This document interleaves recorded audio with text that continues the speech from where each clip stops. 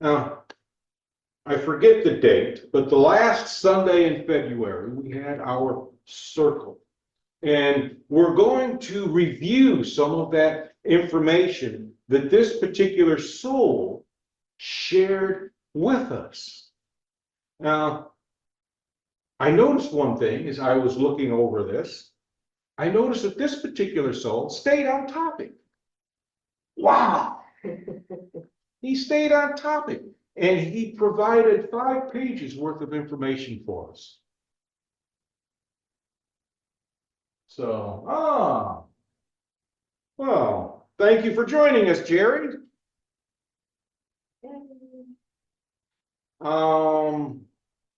Some of this is going to seem a little new to you, but we're going to discuss the channeling that we did on the last Sunday in February.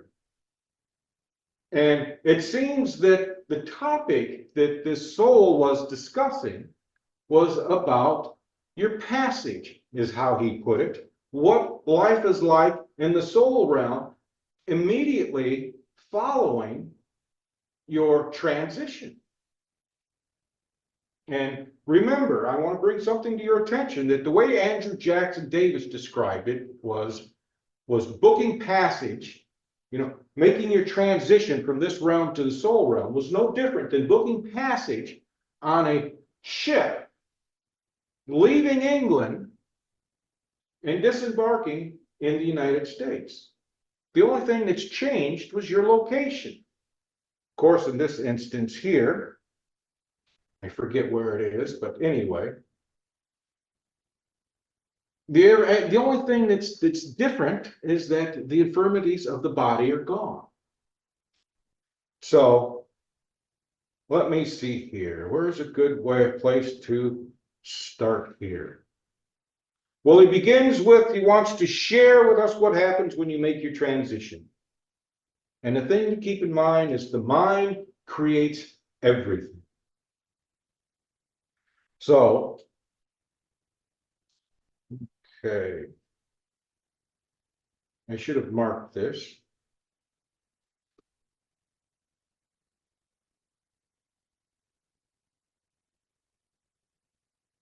Okay, if you open it up, I want to go to the first page here, drop down to the second paragraph. And this is what he shares with us. You are powerful beings now. You create your reality. The reality you experience is a product of your creation. And when 2 of you come together, or a group of you come together, as we are today, when we come together, we share each other's reality. And then he tells us that when we walk away from this gathering, we remember each other, we remember this reality differently, one from another.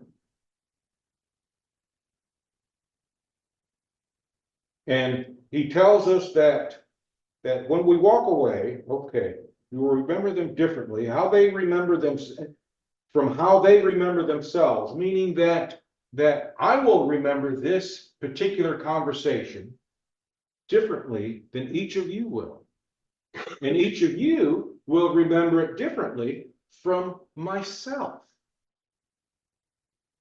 And then when you leave here, you carry an echo. Our memories are echoes of experiences.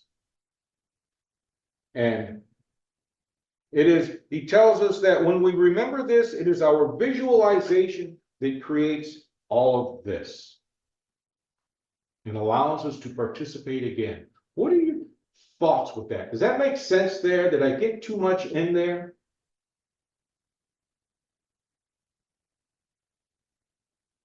Ken?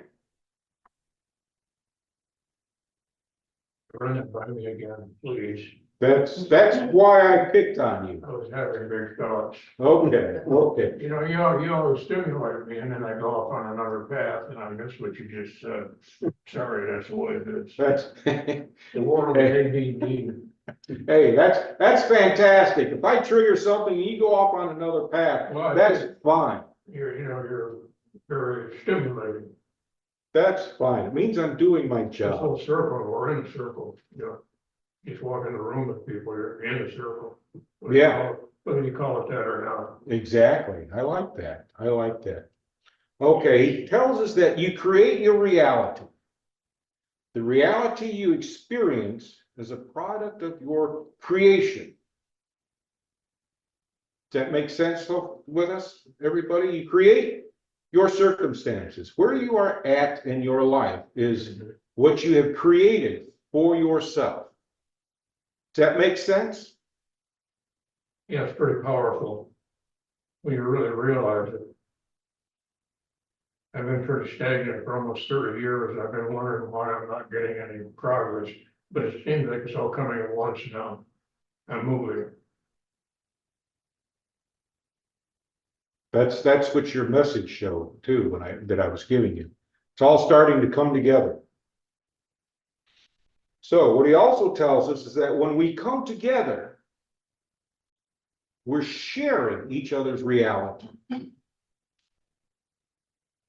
And because we are sharing each other's reality, each of us will remember this particular moment, this particular portion of your reality that you shared with another differently from those who shared that reality.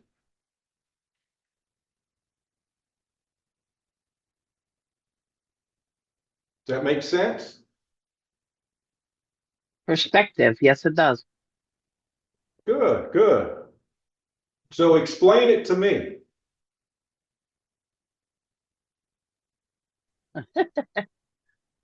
Well, you see a flower blooming and you notice the color, whereas I may see it and notice the shape of the petals.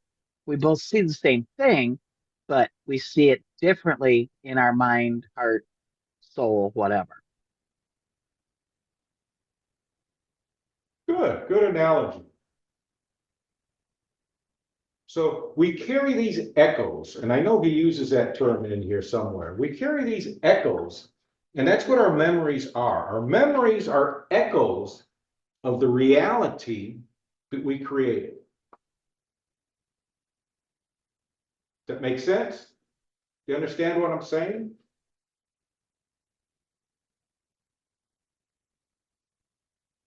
Sharon? Okay, what's that mean? I think you're gonna say that. Well, I want to make sure that. Right. I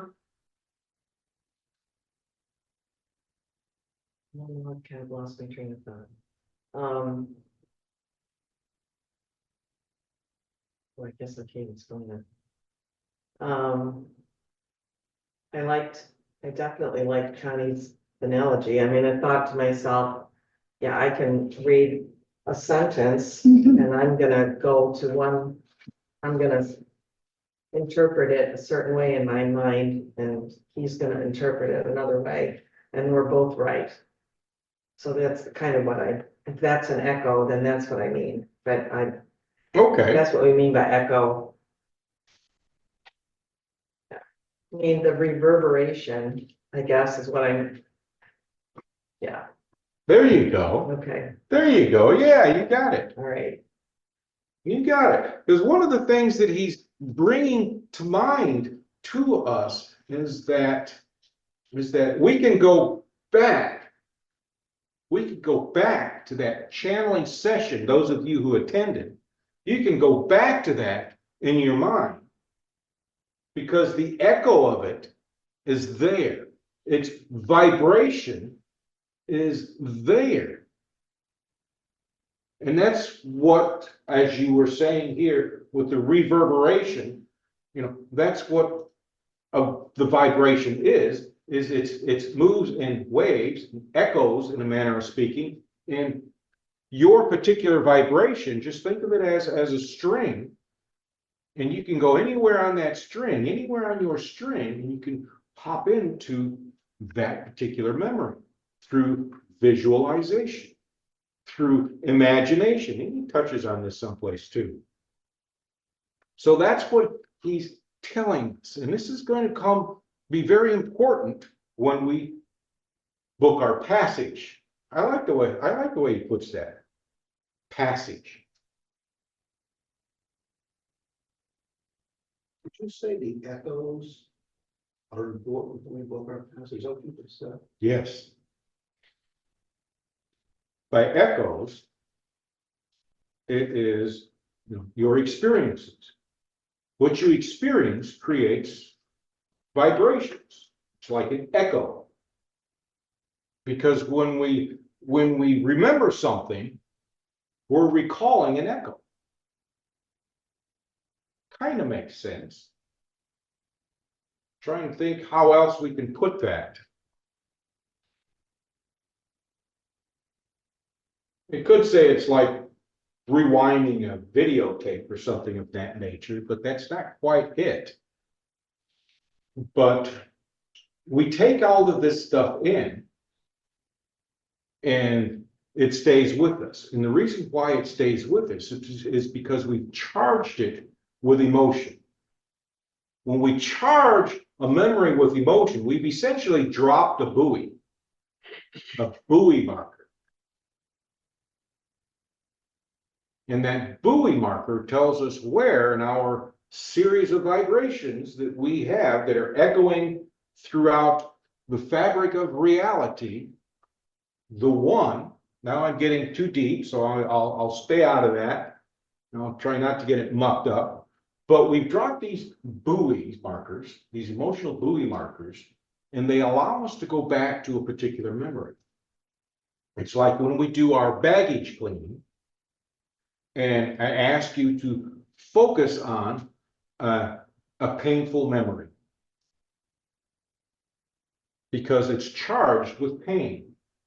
And we can find that because it's marked. It's marked in our memory. I use emotional buoys as a term. Other people may use other terms, situations,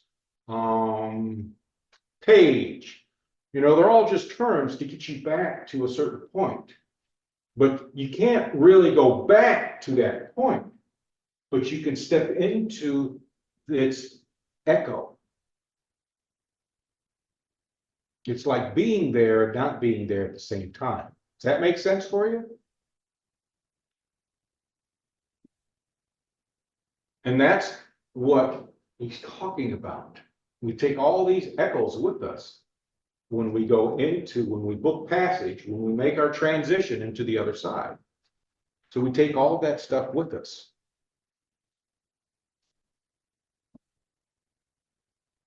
Don't want to go into that.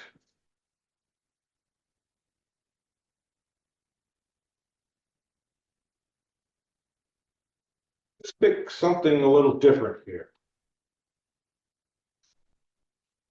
So if you look across on the other page there, go to the bottom.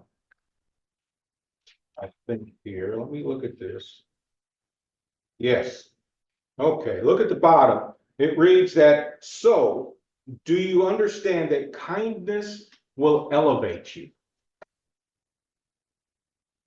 And he continues with saying that when you begin to merge, and he's referring to this kindness, when you begin to merge this kindness, when you begin to add to that kindness actions, and when you begin to add to those actions emotion, think about when I'm telling you, guiding you into the meditation there to remember those times when you helped others, that emotion within you, when you add emotions to that, and then when you add emotion to your actions of kindness, you reach a point of authenticity, or you might read the primal self, primal being. All that means is that your first being. Am I getting too deep here? A wandering thought, Ken? Yeah, quite a few, I don't know where to start.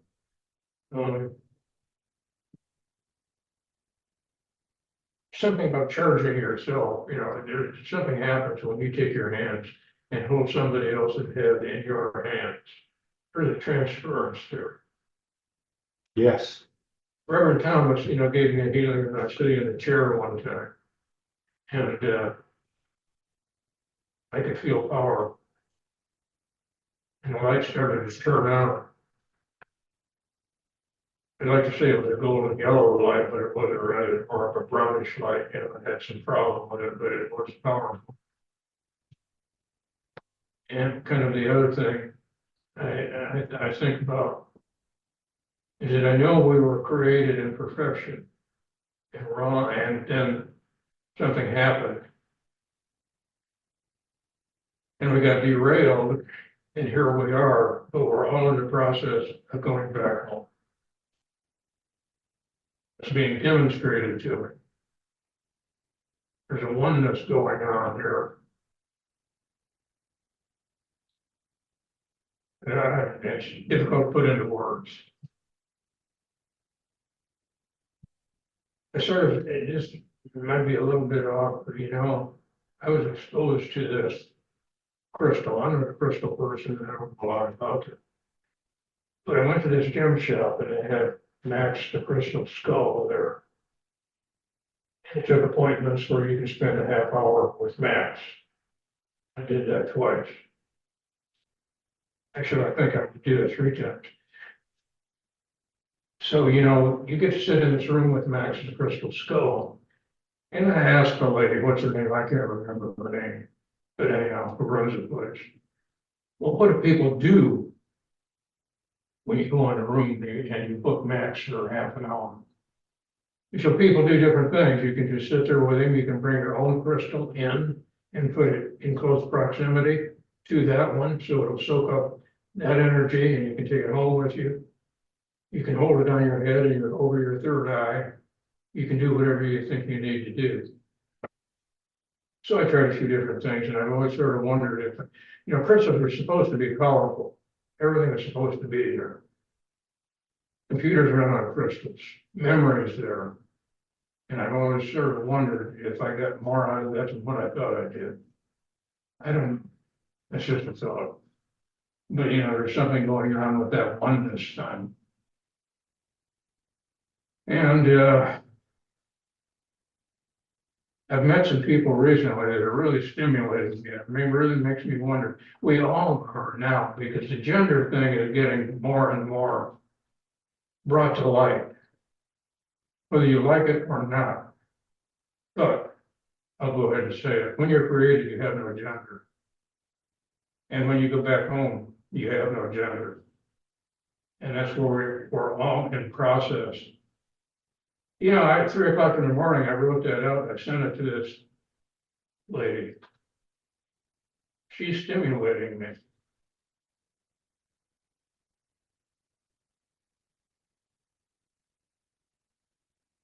Through the text, I wonder how many relationships have been ruined or expanded through text messaging and language barriers. But I think she's telling me between the lines that she's gay.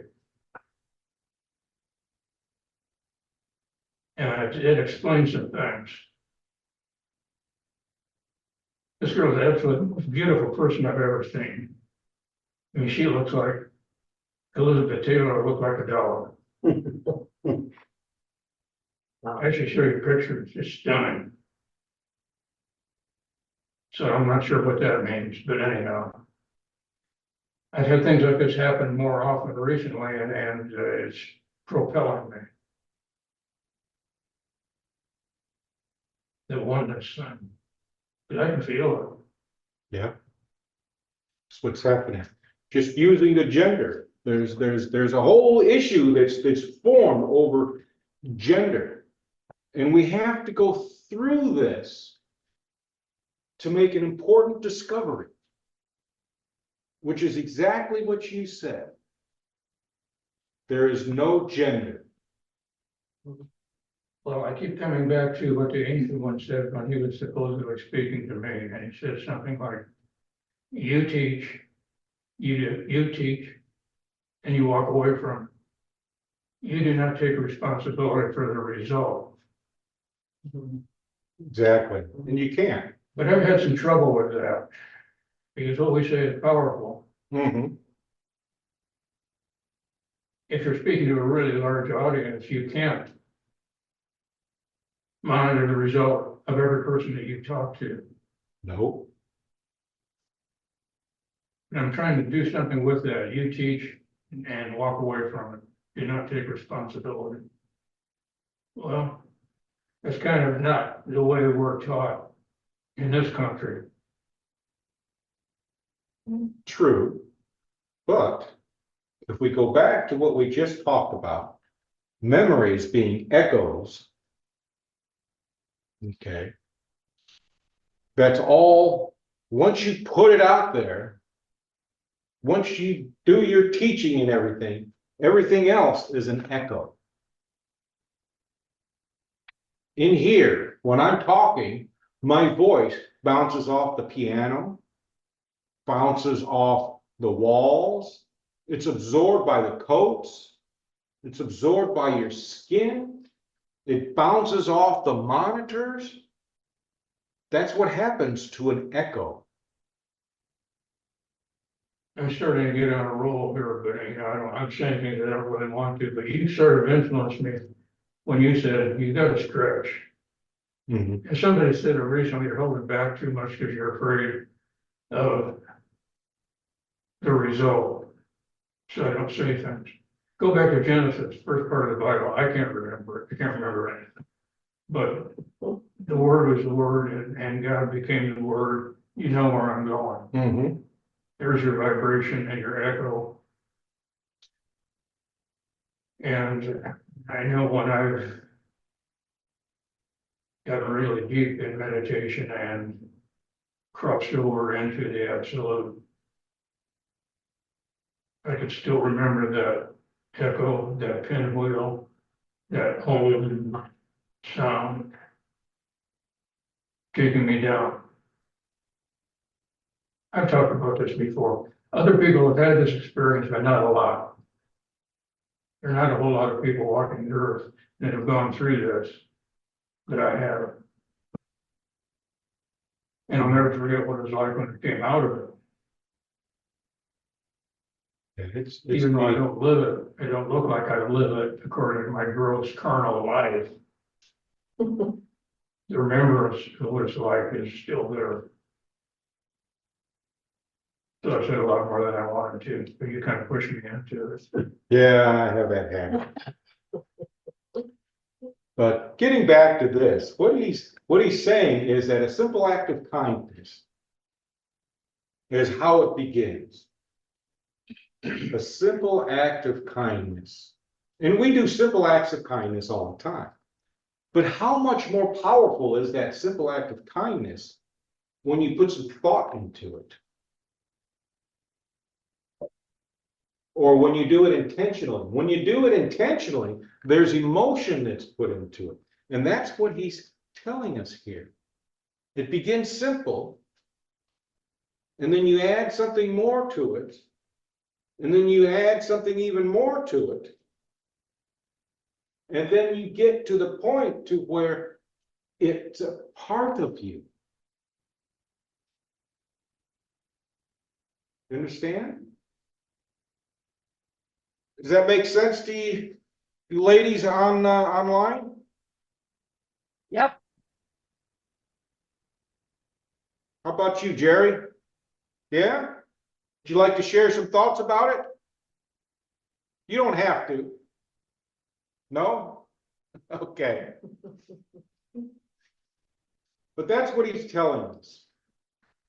He's telling us that a simple act, when a simple act becomes intentional, it becomes powerful. And as it becomes powerful, it begins to well, if you've watched The Matrix, and when he sticks his finger into that mirror-like like substance that's there, and all of a sudden it starts going up his arm, and then his body, and then inside of him. That's what happens when you begin with at that simple act of kindness, and then you put some thought into it.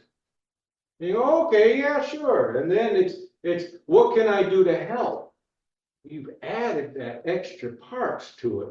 And eventually it just takes you over. It overwhelms you. It fills you. And by that filling you, well, you begin to feel the divine moving into you. And that's what he's sharing with us.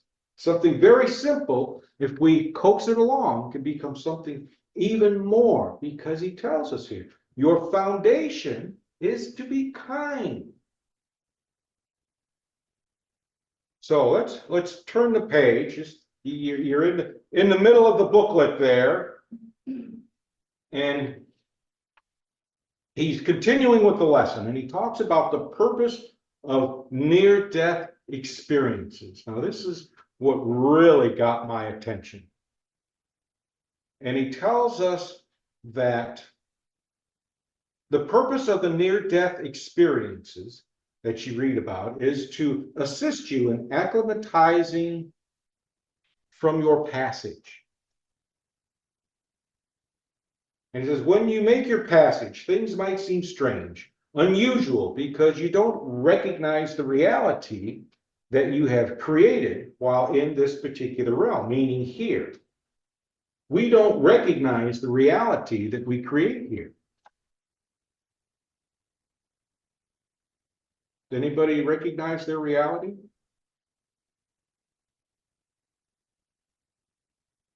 Are you familiar with the reality you create?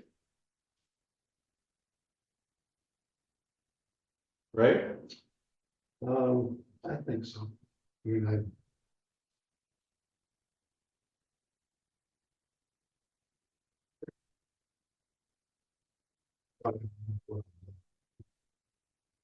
what the current result. I don't blame anybody. You're talking about echoes. Every little thing that you experience flavors what you are now.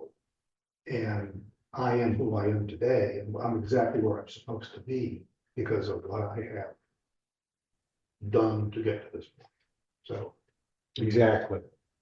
it's known's to bless, known's to blame. It's just, Exactly. And he said point. The point that he's at today. And here's something to keep in mind. And let me check my time here. Okay, I'm gonna have to wrap this up a little bit here. But something I posted, I don't remember exactly how it went, but a point of light. And that point of light is return to the divine. Now, when the divine created a point of light, created a point of light, or a point called Jerry, called Connie, called Sharon, called Ken, called Ray, called Cindy. The divine created these points of light. And these echoes that I brought up, these echoes are from that point. They're from you. They're always emanating from you. So you don't really go back to them. You just kind of reach out to them. But they're always part of you. You are the point. You are the stone that was dropped in the pond. Does that make better sense for you? You are the stone that is dropped in the middle of the pond. And those echoes are always emanating outward from you. No matter how old you are, no matter what you're doing, you are that originating point. Always that originating point. We're the buoys of the universe. Okay. giving false directions to everybody. But that's a good way of putting it, Connie. We are buoys in the universe, markers. And everything that affects us moves out. And as it moves out, it's intersected by other waves. And why is it intersected by other waves? Well, that's where two ships came together in the night and shared the water. So he tells us that this is what these near-death experiences are about. Okay, so we're not always aware of our reality, the reality that we create. And those who book passage onto the other side, when they disembark, if they're not aware of the reality that they have created, they won't be aware of the reality that they've stepped into. And these near-death experiences, he's telling us, help prepare us for that. It gives us an expectation so that we can create a stepping stone when we come to the realization that we created the reality that we're in. Does that make sense? Yes, no? Cindy? I think that we all have our own takeaway on every experience. Exactly. Exactly. And what he's saying is these near-death experiences are assisting us. What we take from those experiences, whether we read about them or have one ourselves, what we take from that is what will guide us on the other side. What is it? The one thing that's very common in all the near-death experiences that have been shared? Anybody? Seeing the light. Okay, go ahead, Connie. Seeing the light. Okay, seeing the light. Is that what you were going to say too, Ken? Yes. Great minds. Great minds. Yes, there's always the light there. And what does the light do? Well, there is no judgment. No. Light cannot judge. What does the light do? Beckons What's you. Beckons you? Okay. Yes. Illuminate. Comforts you. Illuminates, comforts. All those answers are great. Guides. Now, pardon? Guides the way. Ah. Yes. Guides the way. That's the purpose of the light, to guide us. To guide us. The light guides us. But there was something else, and I'm surprised that everybody just went right on by it. Because a lot of the near-death experiences I've read about, and I haven't read very many, it's always about family. It's always about people there to greet them. So it gives us a level of expectation. And once we realize the reality that we've created, may not pertain to us, but it could pertain to others. Could pertain to others. Because he tells us in here that those who are self-serving create these dark realities, these ignorant realities for themselves. And when they book passage, when they disembark, they're still having this same experience until they realize that, wait a second, I created this. And when they realize that they created that, they've taken the first step. And I like to think that as part of that first step is when they are greeted by their family. Because once they take that first step, then they begin to change. We all begin in ignorance. It's just the way it works. We may say we've got all this up here, and when we come here, we forget. Well, it's not that we forget. We are misdirected. Because what's the first thing that we remember when we get here? somebody's parent saying, you are my child. I brought you into this earth. I'll take you out. I had to finish the cliche there. But, you know, that's the first thing that we hear. You are mine. It's the first misdirection. And everything else is a misdirection. Until we start to realize that we are creating this. Hey, I don't like this, but if I want something different, I can take 3 steps to the right and close one eye, hold the leg up, and I've got a very different perspective. And that's pretty much how it works. It worked for me. That's all I can say. So, eventually this will make its way online, at least onto our website. So those of you who don't have a copy, you can go to our website and you'll be able to read the whole thing. And I'll start with Jerry. Nope, she's busy. So I will go to Connie. Would you like to share your thoughts about what we talked about? Well, it's you reap what you sow. And that doesn't go away. It stays with you. If you have a crappy attitude when you're alive, then when you cross over, you're still going to have crappy attitude until you make the attempt to change it. And sometimes even seeing family, I don't know, would help if you got a crappy family. Sometimes you have to look outside of your bubble and look at other families.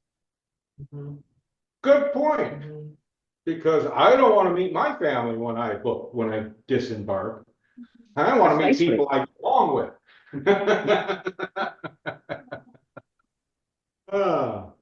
So, would you like to share anything, Jerry? Yep, hi. For some reason, my brain is just really out in the left field today. I don't know if it's partially the time change or the long week or whatever it is, but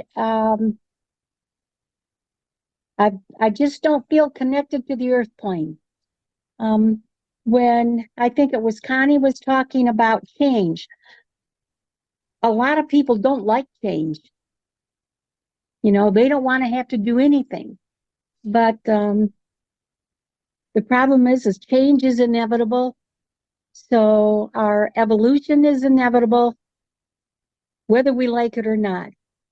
I've seen people with green auras, okay?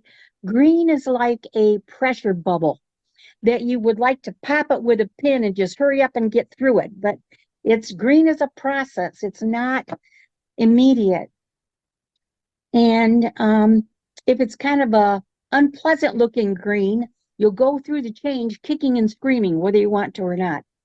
If it's a pleasant green, it's like you're ready for the change and it'll be easier because you'll go with the flow and you'll want things to happen. Got to have things that change. So I'll leave that until you start ready to give messages. Thank you. God bless. You missed the messages. You came out right after the messages. Well, Sorry. Stu, But if you would like a message, I'll give you one as soon as we wrap this up. okay, and I have one quick one for Ken too, if that's possible. Okay, yes, that is possible. Let's wrap this up. So Sharon, would you like to add your thoughts? I really enjoyed this. It gave me a lot to think about. And I'm gonna think about it the rest of the day, because I honestly really, I'm so glad this is written down and I can look at it and I made notes. A little bit. So, yeah, that's it. Ah, Okay. What are your thoughts, Ray, since this is a joint effort? I agree with, well, the whole idea that we are what we are. Yeah, we are what we are. And the sooner we become aware of that, the better off we can be, because we have to make the changes ourselves. There's just no way out of it. You have to make the changes yourself. And it's like when Jesus said, whatever is Caesar's belongs to Caesar's, it's not mine. But whatever is mine, I want it now. So what is yours when you realize that this is yours? You'll get it just like that. Because the first thing you're gonna think of is, oh crap, how can I fix this? At least that's the way it was with me. So, would you like to add any thoughts, Cindy? I think we have a family on the other side that we don't know anything about, that we forgot them. Probably. And then when we see them, we'll say, oh, yeah, I remember you. Yeah, what was your name again? I do that all the time. When you sit down and you chat with someone and it feels like you've known them forever, that could be Cindy's family that you don't know about. They'll like that. Good. How about you, Ken? Well, I was gonna say I've said enough already, but Cindy kind of stirred it up too. Because I'd had readings coming from you. Back, I remember they came through now. And she said to me, Christmas is just another day to you, isn't it? And I said, well, yeah, I guess, you know. Where was I going? I think we all have a tendency to throw out the baby with the bathwater. You know, Jesus said, you are the light of the world. That's one thing right there. And I forgot my main thought that I was gonna try to run past, but it'll come back. Maybe next week.